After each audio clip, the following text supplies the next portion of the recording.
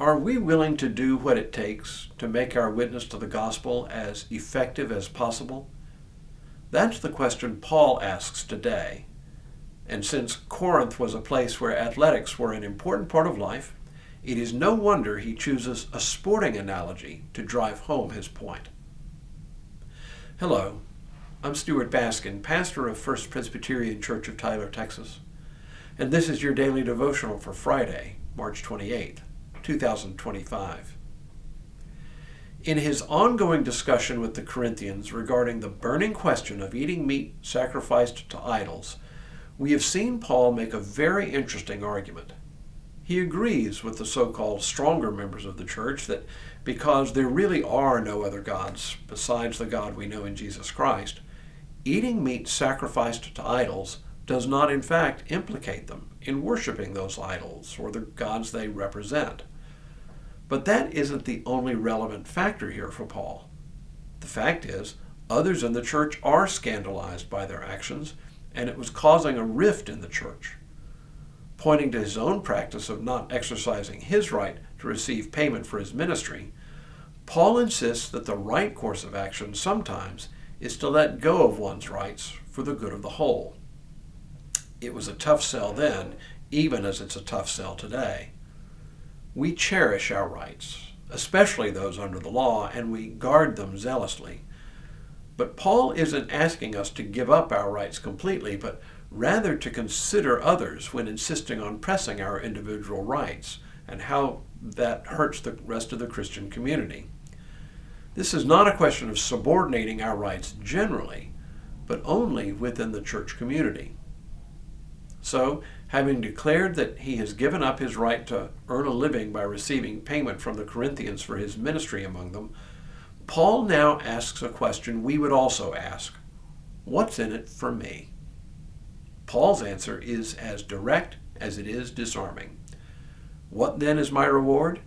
Just this, that in my proclamation I may make the gospel free of charge, so as not to make full use of my rights in the gospel. For though I am free with respect to all, I have made myself a slave to all, so that I might win more of them. For Paul, there is a more important issue at stake than merely making a living, and that is the spread of the Christian message. That is clearly his highest value, the one to which all other values must absolutely take a back seat, even to the extent of subordinating his own advantage. As he can do from time to time, Paul inserts what looks a little like a non sequitur in the conversation, an element that is interesting enough on its own, but doesn't seem at first glance to support his argument. Let me read just this short section and see if we can make sense of it.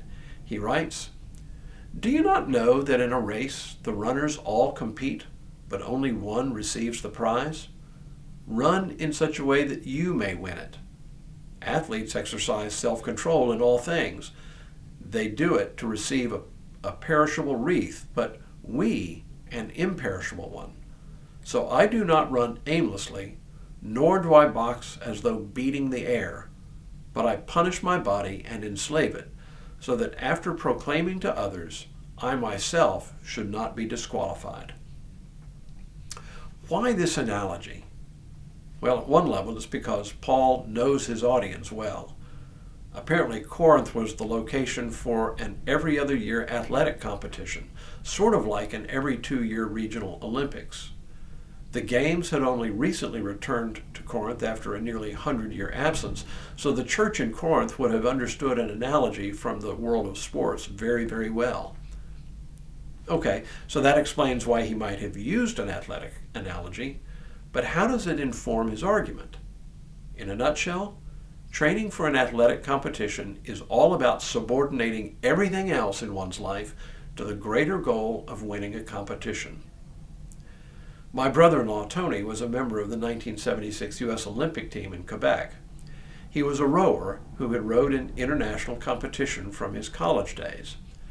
After he graduated college in 1972 and served as a backup who didn't see action in the Munich Olympics, he dedicated the next 4 years to training for the 1976 Games.